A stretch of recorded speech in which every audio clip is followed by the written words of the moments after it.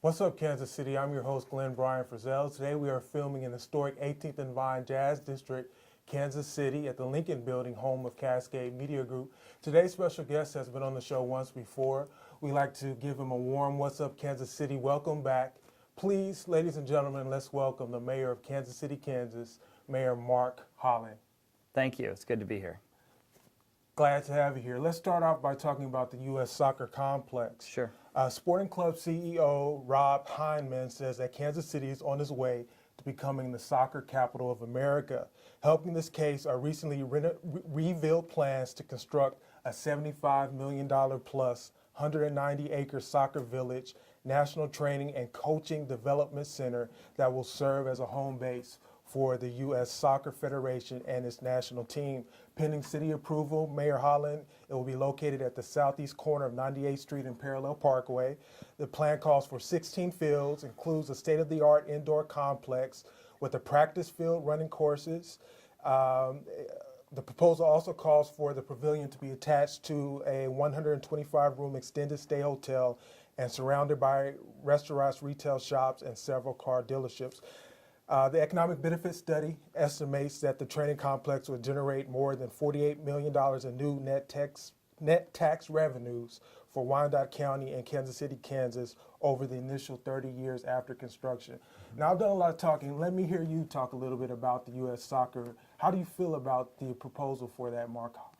Well, we're very excited about it. I mean, the soccer complex is a great addition to what we already have out there on a couple of levels. One, when Cerner first came in with their 2 office towers, bringing in 4,000 new jobs, part of that was to build the new stadium, which you have seen, and the new stadium is filled every night. Great, great program they have there, and obviously state-of-the-art stadium.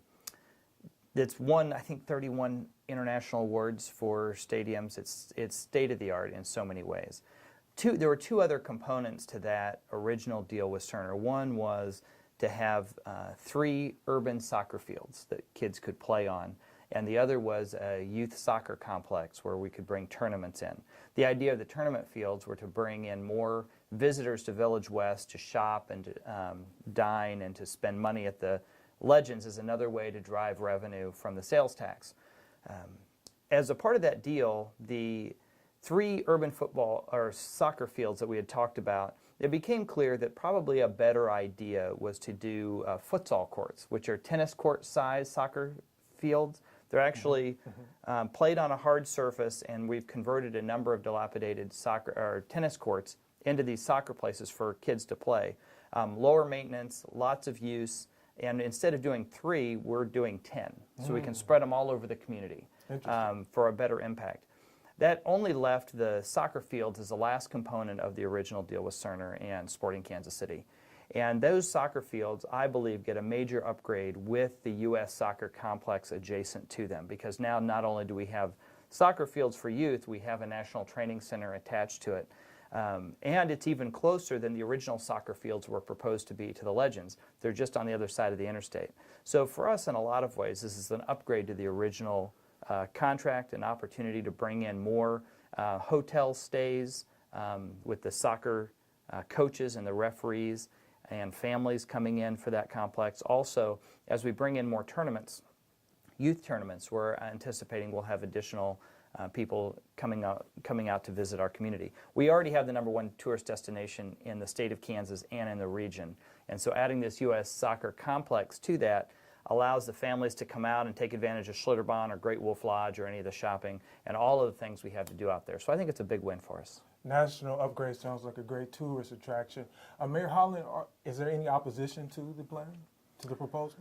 Well, the devil's in the details. I mean, we have to work out the financing components, and we have a number of things that we're still working on. But I feel like there's pretty widespread support for it. I feel like we'll be on board to move forward with this. And working out those details, when do you anticipate construction could begin?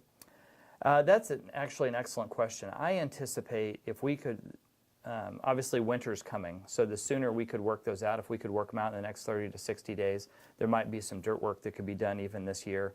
There's a pretty aggressive build schedule. There's some international tournaments coming that we could help to host if we could get it up and running in 2 years. So there's a press to get it done. So I would think if the negotiations complete this fall, then we could start either late this fall or early in the spring. But hopefully as soon as we can get the I's dotted and the T's crossed, we're going to start moving dirt. And we're going to look forward to updates from you about Absolutely. that. Mayor Holland, you recently made news headlines by creating a task force of local leaders who will address the issue of more racial diversity in Kansas City, Kansas police and fire departments. You've linked the issue to what you were already working on, to what went on in Ferguson, Missouri, early August, the death of college-bound student Michael Brown, saying that more racial diversity in law force is needed.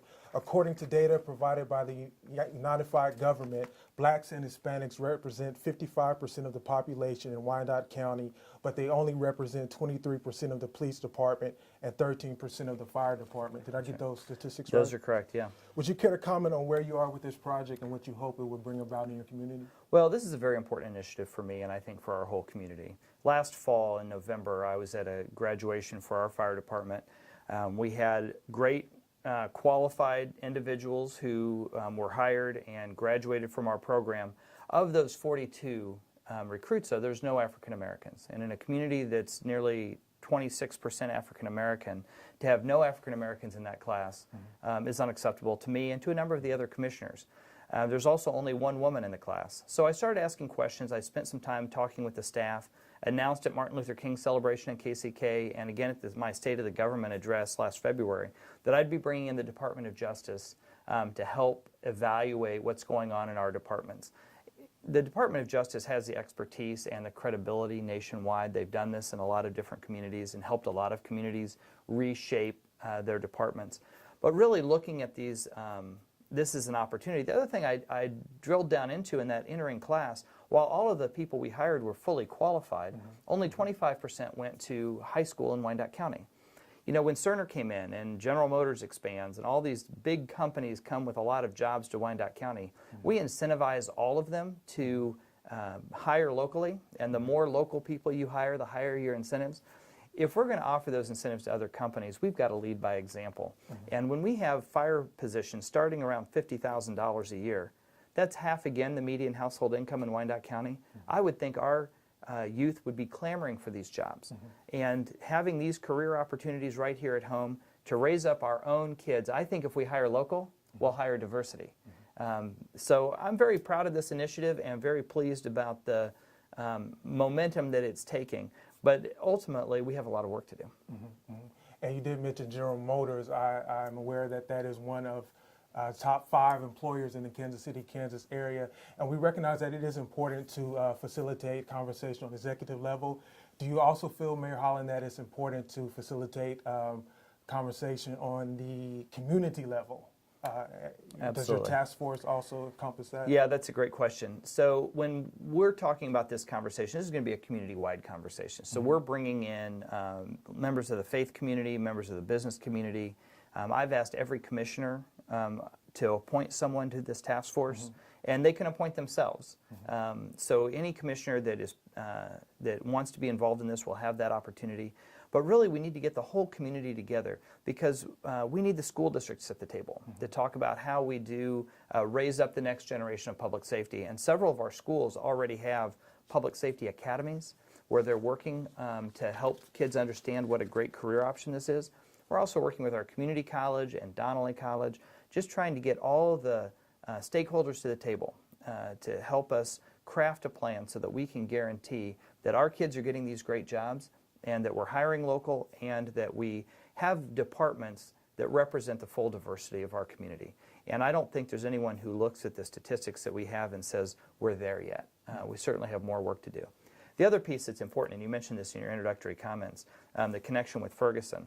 Obviously, I was already 6 months into this process when the events in Ferguson, Missouri took place. There are red flags in communities all along the way, long before Ferguson happens. And I think we need to approach that with some humility because that could happen in any community. You know, whenever there's a tragic death of a young man with a lot of potential, there's going to be an outcry in the community. How a community has responded with diverse hiring, has responded with community policing, has responded with community relations. All of those steps that a community can take can help dampen the impact of a tragedy. But anytime an 18-year-old dies in any of our communities, we should all grieve that. Hopefully we can grieve it together instead of having a huge clash over issues that should have been addressed years before. Do you think that clash over issues could have been prevented? I think it could have. I think when you look at a city, and the numbers I've seen is Ferguson's 2/3 African American, and yet there are only 3 black police officers out of 50. When you look at those kind of numbers, it looks like there's a significant disconnect in the community. I want to make sure that there's not that disconnect between our community and our public safety in Kansas City, Kansas. And ultimately, that's our community's responsibility. If people feel like the police department, the fire department are representing them fully, then they can have confidence that even when there's a tragedy, we can pull together to see how we can prevent it in the future. So I think that's a lot of the work that we have to do, proactively rather than just on a reactive basis. And we must work as citizens proactively to get out and vote as well. That's right. One way that we can express our vote. Mayor Holland, let's briefly talk about economic development. Last time you were here, you told us a little bit about your hopes, your plans. Perhaps it was a proposal for the site where the old Indian Springs Mall sits. What is the update on that? Well, we're spending a lot of money right now with asbestos abatement, environmental abatement that's required, of course. So we have we're paying a little over $1 million this summer to get the asbestos out of it with a company, and then once that abatement is done, we'll be ready to push it over. But we have enlisted Lane 4, which is a very credible real estate group in the metro area. They helped us redevelop the 39th and Rainbow area down by KU Med. So they have good experience in KCK. They are helping to actively market the 100 acres we control down at Indian Springs to try to bring in some major retail. And retail really is going to be the focus of that area. We would do some mixed use. I mean, we'd love to have some housing component down there. We'd love to have some office space down there. But really what the community needs right there in the center is some active retail. We'd like to see some big box retail and some other amenities that ever since Indian Springs has closed has really been a loss in that area. And hopefully that will bring jobs to the area? Absolutely. I mean, if you look at you think about retail out at the Legends, it's created nearly, I think, 900 new jobs just in retail alone. If we can bring more jobs to our community, that retail works 2 ways. If our citizens are working there and our citizens are buying, we're turning that dollar over repeatedly in our community, which is why it's important that we hire our own citizens to raise the level of economic activity in our own community. We've got to have our citizens with money in their hands so they can spend it on their house, they can spend it on groceries, and we can keep that economy turning over. This summer I had a family reunion, a bus of people driving in from Oklahoma City. We're stopping in Kansas City, Kansas. Where can we rest? I thought of a couple of places to tell them the legend. Obviously, also the place where the baseball team plays. Yeah, T-Bones. T-Bones play, and I believe they rested and they were on their way to Iowa. So it's great to have those places where not only in-town people can come, but out-of-town people can participate as well. Do you have any other economic development proposals on the horizon? Yes, well, we have several things working out west. Obviously, U.S. Soccer is big, but we just announced 6 new car dealerships out at the Legends across from the Toyota and Honda dealership on Parallel. That's going to be right next to 435 on the east side. Those dealerships are going to bring a lot of economic activity to that area right near Schlitterbahn, just north of Schlitterbahn. It's actually on the Schlitterbahn property. So that's coming. We have other economic initiatives that we're working on in the west. The Indian Springs is a huge priority. We're also working on some economic development downtown Kansas City, Kansas. And downtown, the Lamar Hunt Jr. and James Arkell, the Loretto Properties Group, has just purchased 2 buildings in our historic downtown on 7th Street that they're rehabbing and bringing in mixed use office and retail. So really some exciting things downtown happening right now with economic development. And I've said from day one, my primary focus in my first term is taking the success we've had out west and investing in our urban areas. And Indian Springs and downtown are my first 2 big priorities. And in part because I think Indian Springs is a regional attraction and downtown is everyone's downtown. So we've got to invest in these 2 key assets to move our city forward. I bet I am going to have to take some time in fall to take a caravan out there and do some exploring. Absolutely. Sounds very enticing there. Can you share with us your Healthy Campus initiatives, Mayor Holland? Absolutely. Many are aware that in 2009, the Kansas Health Institute ranked Wyandotte County last out of 105 counties in overall healthiness. They had about 35 different criteria they used. The number one correlate, of course, is poverty. People in higher income areas have better health outcomes than people in low income areas. But under the leadership of Mayor Reardon, myself, and 2 other commissioners, pulled together a group called Healthy Communities Wyandotte. Healthy Communities Wyandotte is a proactive group working to address the many areas that affect healthiness. So we have 5 focus areas. One is communication. Another is education. And education not just about health, but education generally. We know that people who graduate from high school actually live on average 6 years longer than people who don't graduate from high school. And people who graduate from college live another 6 years longer than that.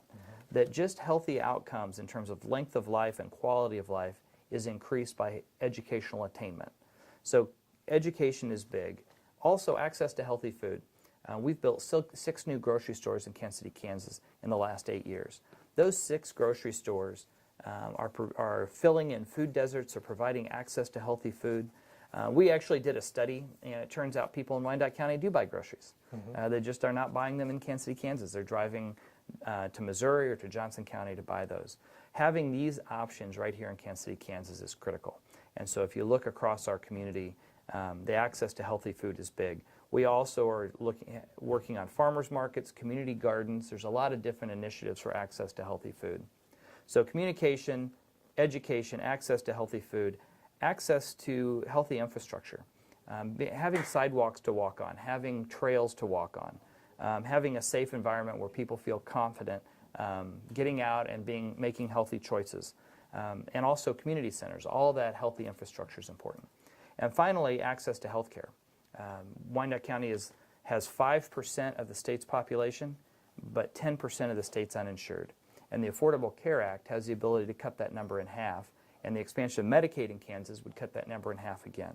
So I've worked very hard to be the loudest, clearest voice for the expansion of Medicaid in Kansas. We need it for our people, particularly our poorest individuals, and we need it for our hospitals. The expansion of Medicaid is a huge economic development issue with jobs for the healthcare infrastructure. We need to move past the politics of expansion of Medicaid and get active in helping all of our communities. But Kansas City, Kansas was just recognized with St. Louis as the only 2 cities in Region 7 for our work on the Affordable Care Act. And we're actually invited to the White House. I got to go to the White House and meet the President and the First Lady as a thank you for our work on the Affordable Care Act in Kansas City, Kansas. So Healthy Communities Wyandotte encompasses those 5 areas: communication, education, infrastructure, access to healthy food, and access to health care. We're working right now on a new Healthy Campus initiative downtown Kansas City, Kansas at 10th and State around Big 11 Lake. Most people know it for Gates Barbecue. It's one of the hallmarks of our community. So we're looking at building a new community center that would be run by the Y and a new grocery store. And we just brought in Gould Evans Architects to master plan this for green space, housing options, retail. It's going to be beginning with a $30 million capital investment in our downtown, and it's going to address the health needs of our community. It's a big initiative. I like what you said there, Mayor Holland. One of your prongs there with the 5 initiatives, education. In 2 sentences or less, can you tell us, do you have any special goals for this year, school year, for your students? I don't know if I can do it in 2 sentences or less, but I will say I'm very excited about the educational attainment in our community. Our school districts are doing a great job and certainly want to continue to work with our schools. Probably my biggest initiative right now is setting up a public safety academy so we can have our kids job ready for public safety in Kansas City, Kansas. And I went to college with some kids from Sumner, very sharp, very sharp. I've got 2 kids at Sumner right now myself. 2 of my high school boys attend Sumner Academy. Well, that's awesome, Mayor Holland. We'd like to thank you for appearing on What's Up Kansas City today. Do you have any final words to share with us? Well, I appreciate very much your interest in Kansas City, Kansas. A lot of good things are happening across the river. I know a lot of press goes to Kansas City, Missouri. And shout out to Sly James. I'm a big fan. But also want to just say that we're working hard in Kansas City, Kansas. The renaissance that we're experiencing is real, and it's going to impact our whole community for the good. Well, we hope to have you back sometime shortly to share with us further progress as Absolutely. You go along. What's up, Kansas City? I'm your host, Glenn Bryan Frizzell. Remember to check out more video online at www.whatsupkansascity.net. And remember, the sky's the limit. Aim high, shoot for the moon, If you missed, at the very least, you would have landed among the stars. Thank you. Take care until next time. CMG wants you to always remember, the victory we call success goes to the best prepared. When you invest in your community, you're really just investing in yourself. Thanks.